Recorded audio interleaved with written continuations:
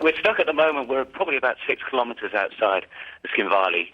We've passed a Russian peacekeeper checkpoint, which makes it, I say, around 6 kilometres. There's some fairly large explosions we're hearing every now and again. It's difficult to know where it's coming from or even really where it's going to. They're just loud explosions.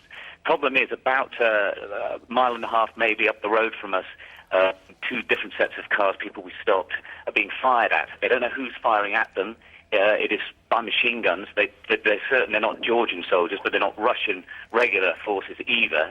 And the reports we've been getting from the soldiers I've been talking to here is that there are Chechen militia that are there. They describe them as mercenaries, but whatever, it appears that there are a fairly large, substantial number of Chechen soldiers, as well as soldiers that have come from North Ossetia.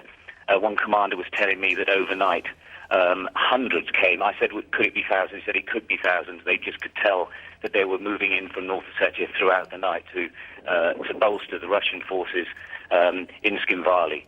They are concerned they're going to come through into Georgia proper, but that hasn't happened yet. What they say is happening is that any Georgian villages that are within South Ossetia are being set on fire and destroyed. There's nobody there anymore, but they're being destroyed, and they're describing this obviously as ethnic cleansing. So it's very tense here.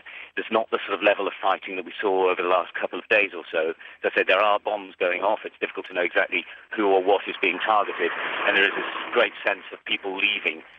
Virtually every roadway, any stopping point has got groups of people with their bags, etc., trying to thumb lifts, or they're leaving on tractors and donkeys as well. So the whole of the sort of population that would consider themselves Georgian are leaving and heading towards Georgia proper.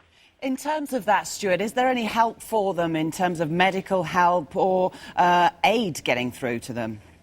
It's difficult to know. I'm not seeing anything. We're not seeing large refugee camps. We know that there is a refugee committee that's looking after people in Tbilisi. What's happening is, and you see this quite a lot in Caucasus wars, is that people leave and go into the local surrounding villages where they're family and friends, and they will stay there.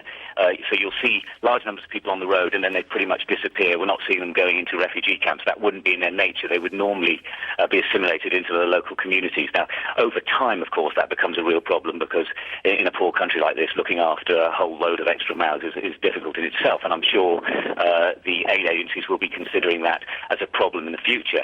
But bear in mind, where we are right now is a war zone.